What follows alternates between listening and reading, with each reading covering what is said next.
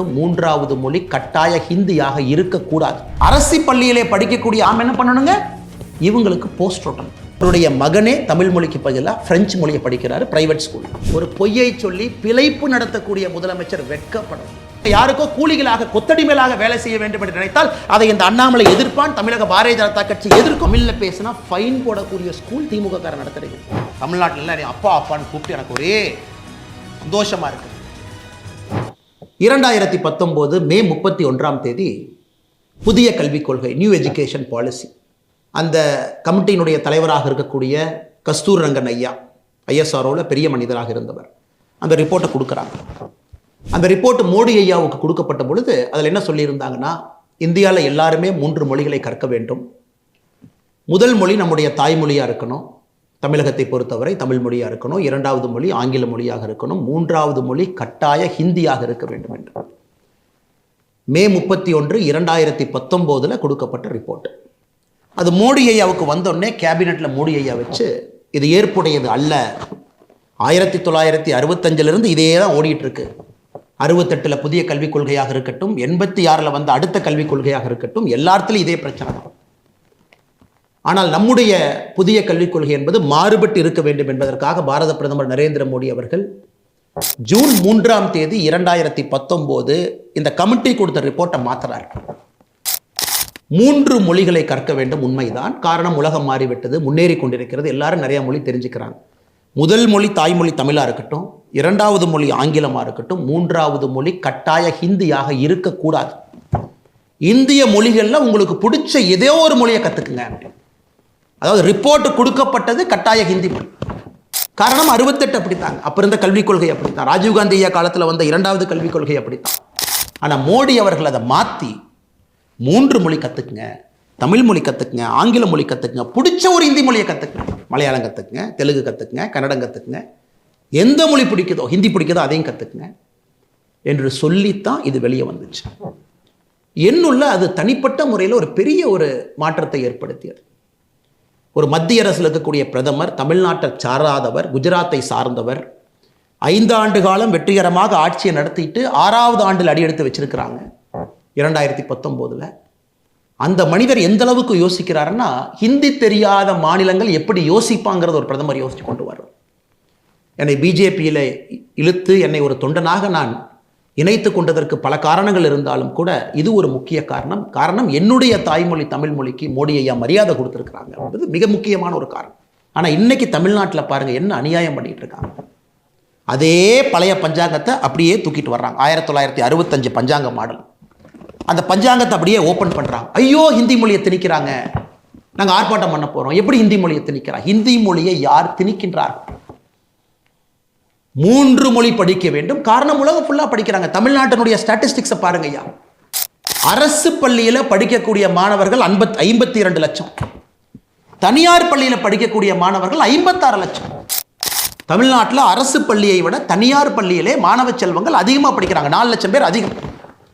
தனியார் பள்ளியில் படிக்கக்கூடிய மாணவர்களும் ஸ்டேட் போர்டு சிலபஸ் இருக்கு, சிபிஎஸ்இ இருக்கு, ஐசிஎஸ்இ இருக்கு, ஐபி சிலபஸ் இருக்கு. இதெல்லாம் எடுத்து பார்த்தீங்கன்னா 30 லட்சம் பேர் சிபிஎஸ்இ, ஐசிஎஸ்இ, ஐபி இதுக்குள்ள வந்துகிட்டு இருக்காங்க. அப்படி என்றால் குறைந்தபட்சம் 30 லட்சம் மாணவர்கள் தமிழ்நாட்டில் 3 மொழி படிக்கிறாங்க. 3 மொழி படிக்கிறாங்க. தமிழ் படிக்கிறாங்க, ஆங்கிலம் படிக்கிறாங்க, 3வது ஏதோ ஒரு மொழியை படிக்கிறாங்க. ஏன் இவ்வளவு பேசுறாரே நம்முடைய கல்வித்துறை அமைச்சர் அன்பில் மகேஷ் பொய்யாமொழி அவர்கள், அவருடைய மகனே தமிழ் மொழிக்கு பதிலாக பிரெஞ்சு மொழியை படிக்கிறாரு பிரைவேட் ஸ்கூல். நம்முடைய பள்ளி கல்வித்துறை அமைச்சருடைய அவலத்தை நான் சொல்றேன். எப்பொழுதுமே தனிப்பட்ட ஒரு மனிதனை வெளியே கொண்டு வருவது என்னுடைய நோக்கம் அல்ல. ஆனால் இந்த நேரத்தில் நான் பேச வேண்டிய கட்டாயம். அவர் பிரெஞ்சு மொழி படிப்பது தப்பில்லைன்னு நான் சொல்றேன். பிடிச்ச மொழியை படிங்க, 3வது மொழி படிங்க. ஆனால் உங்க குழந்தை பிரெஞ்சு மொழி படிக்கணும் பிரைவேட் ஸ்கூல்ல. இந்த 52 லட்சம் பேர் அரசு பள்ளியில் தட்டு தடுமாறி, அதில் லட்சக்கணக்கான மாணவர்கள் வெறும் மரத்துக்கு கீழே வெயில்ல உடைஞ்சு போன ஒரு பிளாக் போர்டை வச்சுக்கிட்டு குறைவாக ஆசையில் இருக்கக்கூடிய அந்த நேரத்தில் அவங்க படிச்சுட்டு இருக்கிறாங்க. இதை எப்படி ஏற்றுக்க முடியும்? முதலமைச்சர் ஸ்டாலின் அவங்ககிட்ட இருந்து ஆரம்பிச்சு கடைசி திமுக கவுன்சிலர் வரைக்கும் நான் சொல்றேன்.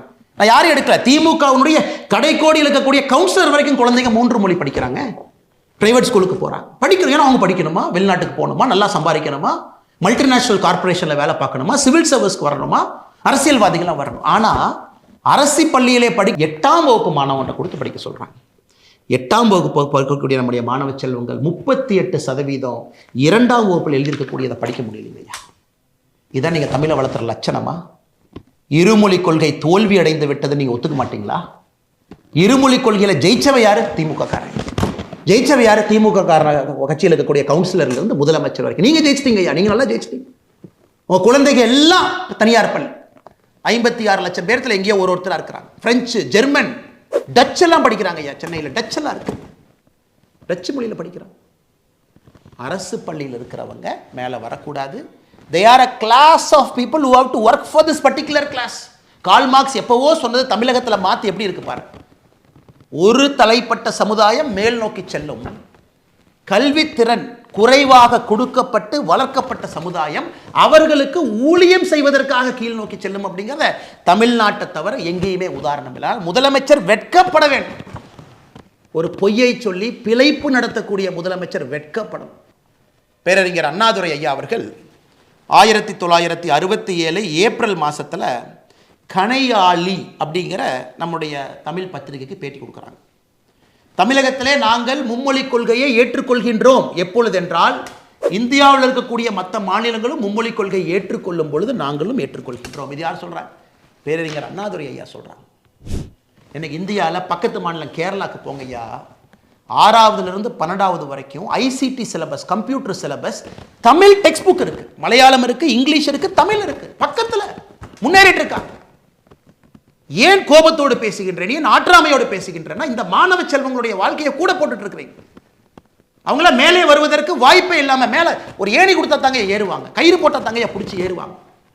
அரசு பள்ளியில் தள்ளி விட்டுட்டு ஏணியும் கொடுக்க வேண்டாம், கயிறும் கொடுக்க வேண்டாம், இவங்க யாருக்கோ கூலிகளாக கொத்தடிமைகளாக வேலை செய்ய வேண்டும் என்று நினைத்தால் அதை இந்த அண்ணாமலை எதிர்ப்பான், தமிழக பாரதிய ஜனதா கட்சி எதிர்க்கும், எல்லோரும் எதிர்ப்போம். அதில் எந்த மாற்று கருத்து வேண்டாங்க.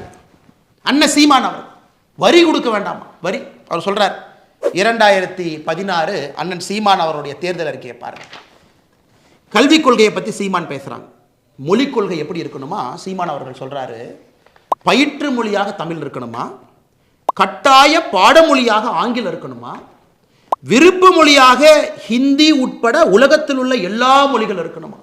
புதிய கல்விக் கொள்கைக்கும் அண்ணன் சீமான் அவர்கள் கொடுத்திருக்கக்கூடிய தேர்தல் அறிக்கைக்கும் என்னங்கய்யா வித்தியாசம்? என்ன வித்தியாசம்? இதை பாருங்க, என்ன வித்தியாசம்? புதிய கல்விக் கொள்கை அதே சொல்றோம், பயிற்று மொழி 5ஆம் கிளாஸ் வரைக்கும் தமிழ் மொழியில மட்டும்தான் படிக்கணும். இது நீங்களே செய்யலீங்களே. அண்ணாதுரை ஐயா செஞ்சாங்களா? செய்யல. கருணாநிதி ஐயா செஞ்சாங்களா? செய்யல. ஸ்டாலின் ஐயா நீங்க செஞ்சீங்களா? செய்யல. மோடி ஐயா செஞ்சிருக்காரு. புதிய கல்விக் கொள்கையில் யாராக இருந்தாலும், என் மகன் உங்கள் மகன் யாராக இருந்தாலும் எல்லோரும் 5ஆம் கிளாஸ் வரைக்கும் தமிழ் மொழியில தான் படிக்கணும். பிசிக்ஸ் தமிழ் மொழியில படிங்க, கெமிஸ்ட்ரி தமிழ் மொழியில படிங்க, எல்லாம் தமிழ் மொழி தான். 5ஆம் வகுப்பிலிருந்து 8ஆம் வகுப்பு வரை தமிழ் மொழியிலே படிப்பதற்கு முயற்சி செய்யப்படும். புஷ் கொடுக்குறாங்க, இங்கேயும் படிக்க வைங்க. அதுக்கப்புறம் அது ஆங்கிலமாக மாறலாம். ஆனால் 5th வரைக்கும் ஃபவுண்டேஷனல் லிட்ரஸி, அடிப்படை கல்வித்திறன் என்பது தமிழ் மொழியில தான் இருக்கும். இதை நீங்களே செய்யலையே, எதுக்கு புதிய கல்விக் கொள்கை எதிர்க்கிறீங்க? எதுக்கு இந்த டிராமா போடுறீங்க? பாரதிய ஜனதா கட்சி நாங்கள் ஒரு பக்கம் இருக்கின்றோம். எல்லாம் நிலுங்கய்யா, எல்லாம் நிலுங்க. ஆண்ட கட்சிகள், ஆண்டு கொண்டிருக்கக்கூடிய கட்சிகள், ஆள நினைக்கக்கூடிய கட்சிகள், புது கட்சிகள் எல்லாம் நிலுங்க. பாரதிய ஜனதா கட்சி தனித்து நாங்கள் ஒரு பக்கம் நிற்கிறோம், தமிழக மக்கள் பக்கம் நிற்கிறோம். எங்களுக்கு 3 மொழி வேண்டும், 4 மொழியும் வேண்டும், 5 மொழியும் வேண்டும். ஆனால் அரசு பள்ளியிலே படிக்கக்கூடிய 52 லட்சம் மாணவர்களுக்கு மட்டும் ஏன் 2 மொழி? 56 லட்சம் தனியார் பள்ளிக்கூட குழந்தைகளுக்கு, அதில் 30 லட்சம் பேர் சிபிஎஸ்சி, ஐசிஎஸ்சி, ஐபி, இவங்களுக்கெல்லாம் ஆல்ரெடி 3 மொழி படிக்கிறாங்க. என்னங்க ஐயா நியாயம்? முதலமைச்சர் மு க ஸ்டாலின் ஐயா அவர்களே, எதிர்க்கட்சி தலைவர் அண்ணன் எடப்பாடி பழனிசாமி அவர்களே, அண்ணன் சீமான் அவர்களே, அண்ணன் விஜய் அவர்களே, எல்லா தமிழகத்தினுடைய கட்சி தலைவர்களே நன்றாக புரிந்து கொள்ளுங்கள். உங்கள் குழந்தைங்க எங்கே படிக்கிறாங்கன்னு நெஞ்சத்தொட்டு சொல்லுங்கள். உங்கள் குழந்தைங்க எங்கே படிக்கிறாங்கன்னு வெள்ளை அறிக்கை கொடுங்க. நாங்கள் பாரதிய ஜனதா கட்சியில் எங்கள் குழந்தைகள் எங்கே படிக்கிறாங்கன்னு வெள்ளை அறிக்கை நான் கொடுக்குறேன். என் குழந்தை 2 மொழி கொள்ளியா, 3 மொழி கொள்ளியா, அரசு பள்ளியா, தனியார் பள்ளியா, ஏன் நான் சொல்கிறேங்க ஐயா, நீங்கள் சொல்லுங்கள், நீங்கள் சொல்லுங்கள். ஸ்டாலின் ஐயா உங்கள் பேரை எங்கே படிக்கிறான்னு சொல்லுங்கள். நான் எல்லாத்துக்கும் நான் பையன் சொன்னேன், உங்களுக்கு பேரன்னு சொல்கிறேன். ஏன்னா நீங்கள் தான் அப்பா அப்பான்னு சொல்கிறீங்களே. தமிழ்நாட்டில் நீ அப்பா அப்பான்னு கூப்பிட்டு எனக்கு ஒரே சந்தோஷமாக இருக்குது. சில பேர் தாத்தான்னு கூப்பிட்றாங்க இல்லைங்க, என் வயசு குறைக்கிறதுக்காக அப்பான்னு பேசிட்டீங்களா? தாத்தான்னு நல்லா தானே இருக்குது. வயசானவங்களை ஜெனரலாக தமிழ்நாட்டில் தாத்தான்னு தானே கூப்பிடுவாங்க. அதனால் உங்களுடைய பேர குழந்தை எங்கே படிக்கிறாங்கன்னு சொல்லுங்கள். பிஎம் ஸ்ரீ பள்ளிக்கூடம் தமிழ்நாட்டுக்கு வேணும். ஏன்னா அவங்ககிட்ட அடிப்படை கட்டமைப்பு இல்லை, குழந்தைங்கள்லாம் மரத்து கீழே படிக்கிறாங்க. மாற்றி மாற்றி பேசாது. தமிழ்நாட்டுக்கு கல்வியில் என்ன பணம் மத்திய அரசு கொடுக்கணுமோ அது கொடுப்பாங்க. பிரதான் அவர்கள் சொன்னதை திருத்தி பேசாதீங்க, மாற்றி பேசாதீங்க. நீங்கள் கொடுத்த கமிட்மெண்ட்டை திரும்ப கேட்குறாரு. நீங்கள் தான் எழுத்துப்பூர்வமாக கொடுத்தீங்க. பிஎம் ஸ்ரீ பள்ளிக்கூடம் ஏன் வேண்டாம்னு சொல்கிறீங்க? ஆமாம், அது புதிய கல்விக் கொள்கையினுடைய அங்கம் தான் பிஎம் ஸ்ரீ பள்ளி. அதில் எந்த மாற்று கருத்தும் இல்லையே. ஜவஹர் நவோதயா பள்ளியில் படித்த ஐஐடி, ஐஐஎம், சிவில் சர்வீஸ் பிரித்து மேய்ஞ்சிட்டு இருக்கான் சார். ஏகலவ்யா மோடியை நடத்தக்கூடிய ட்ரைபல் பள்ளியில் படித்த ஐஐடி, ஐஎம்னு பிரித்து மேய்ஞ்சிட்டு இருக்கான் சார். நீட்டெல்லாம் சாதாரணமாக லெஃப்ட் ஹேண்டில் டீல் பண்ணிட்டு போயிட்டு இருக்கோம் சார். உங்கள் சவால் நாங்கள் ஏற்றுக்கிட்டோம். நல்ல ஆர்ப்பாட்டம் பண்ணுங்கள், போராட்டம் பண்ணுங்கள். பாரதிய ஜனதா கட்சியும் களத்தில் இருப்போம். நாங்களும் மக்கள்கிட்ட பேசுகிறோம். மக்கள் யார் பக்கம்னு பார்ப்போம். மேபி உங்களுக்கு கட்சி கூட்டத்தை நீங்கள் கூட்டு வரலாம், ஆனால் எங்கள் பக்கம் மக்கள் இருக்கிறாங்க. மக்களுக்கு தெரியும், ஒரு மனிதனுக்கும் தெரியும், அவருடைய குழந்தை மேலே போனதாங்க அப்பா அம்மா நினைப்பாங்க. ஏதாச்சும் ஒரு அப்பா அம்மா குழந்தைய போஸ்ட் ஓட்டுறக்கும் கோந்து எடுத்துகிட்டு போய் திமுக அறிவாலய வாசல் அடிமையாக இருக்கிற ஏதாச்சும் ஒரு தன்மானம் இருக்கக்கூடிய தமிழை நினைப்பானா? ஆனால் சவாலை நாங்கள் ஏற்றுக்கொண்டு விட்டோம். களத்தில் சந்திப்போம். நான் 3 மொழி கொள்கையை ஆதரித்து களத்தில் நிற்கப் போகின்றேன். பாரதிய ஜனதா கட்சி நிற்கும். எங்கள் தலைவர்கள், தொண்டர்கள் எல்லாம் நிற்பாங்க. பட்டி தொட்டி எல்லாம் எடுத்துகிட்டு போகிறோம். நீங்கள் 2 மொழி கொள்கையை பேசுங்க, ஆனால் உங்கள் குழந்தைங்க 3 மொழி படிக்கணும். அதையும் மக்கள் தோல் உரிச்சு பார்க்கத்தானே போகிறாங்க. அதனால் பேசக்கூடிய அரசியல் தலைவர் முதல்ல இது பேசுறதுக்கு முன்னாடி நீங்கள் யார், உங்களுக்கு எத்தனை குழந்தைகள் இருக்கிறாங்க, எத்தனை பேர் தனியார் பள்ளியில் படிக்கிறாங்க, எந்த மொழியில் படிக்கிறாங்கன்னு சொல்லிட்டு பேசுனா அந்த டிவியில் பார்க்கக்கூடிய அன்பு சொந்தங்களுக்கு தெரியும் யார் உள்ளத்திலிருந்து பேசுகிறாங்க, யார் போய் பேசுகிறாங்க. இதுபோன்ற செய்திகளை மேலும் தெரிந்து கொள்ள எங்களது யூடியூப், ஃபேஸ்புக் மற்றும் ட்விட்டர் ஆப்களை சப்ஸ்கிரைப் செய்யவும்.